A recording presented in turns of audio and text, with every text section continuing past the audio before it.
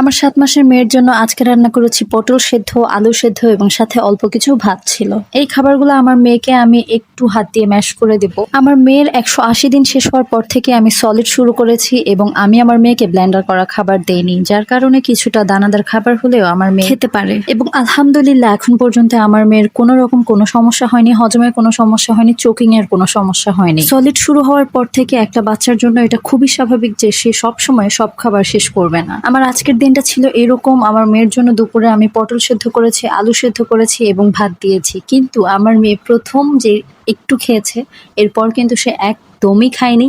আমি তাকে এতবার জোর করি না, আমি শুধুমাত্র আপনাদেরকে দেখানোর জন্য তাকে বারবার অফার করছিলাম খাওয়ার জন্য, কিন্তু আমার মেয়ে কিন্তু একদম মারি বন্ধ করে রেখেছে, খেতে চায়নি এবং আমি তাকে খেতে দিইও নি। বলতে গেলে আজকে দুপুরে আমার মেয়ে কোনো খাবারই খায়নি, পুরোটা খাবার সে নষ্ট করেছে।